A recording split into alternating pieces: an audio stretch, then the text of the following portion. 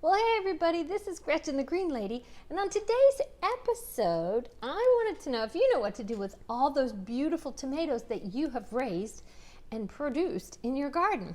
Well, we can make salads, we can put them in salads, we can make salsa, we can make all kinds of things, but sometimes we can't possibly eat them all fresh. So today I'm going to teach you and show you how to do something that I learned from an Italian family that was part of my life for 18 years, and we still love them. So stay tuned and see what we do with this tomato, and that tomato, and that tomato, and that tomato. Hold on.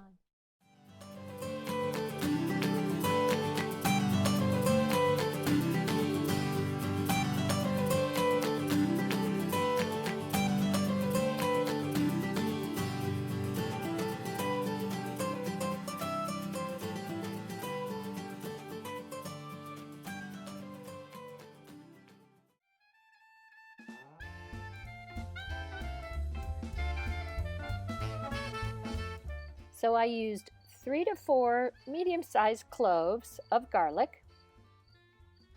I peeled them and I just set them aside.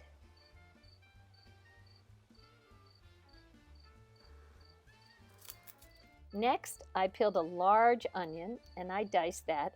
I like my sauce or my spaghetti sauce chunky.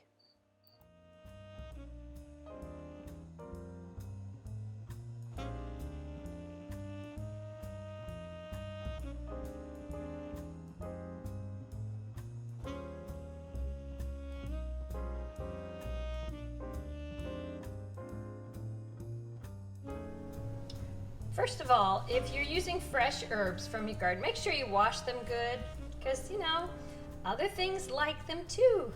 Little insects and critters. So just give them a good whoosh in some cold water in your sink and then begin to chop.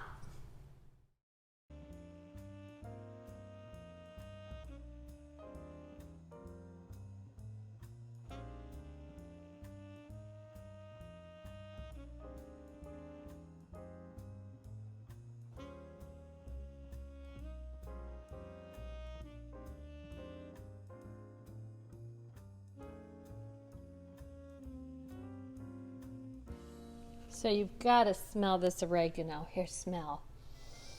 Oh my goodness. It smells so good. Now I just want to let you know that fresh oregano is really strong. So I probably only have about maybe a half a cup there.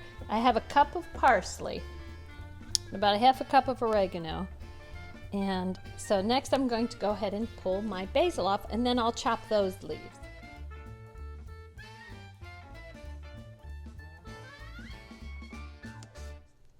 Oh my goodness, this is basil heaven. Smell. So good, so fresh.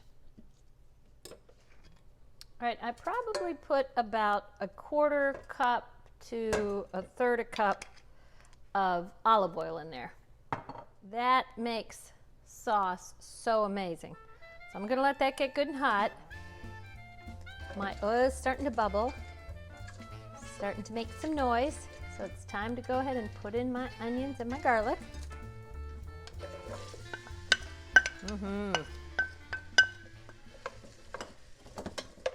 And you just saute those until they're almost translucent. So as this begins to warm up, oh goodness, you can hear that sizzling away. Oh gosh, that smells good. Now next I'm going to add my ground beef. My husband likes a thick sauce. See, that was nice. So I don't always make meatballs. And when you have a big crowd, it's a little easier to just let the meat brown with the onions and the garlic. Now, oh wait, let me accent that. Cheers.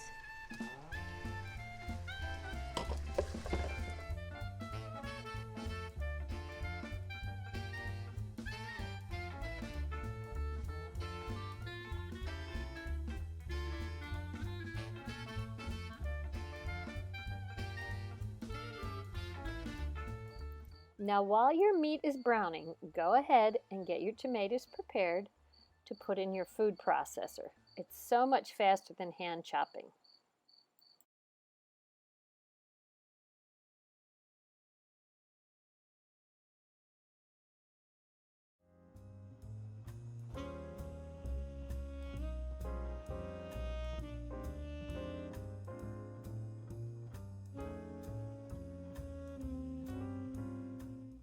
Next, I pulled out of my freezer a bag of tomatoes that I had seasoned and stewed, and also added that to my sauce.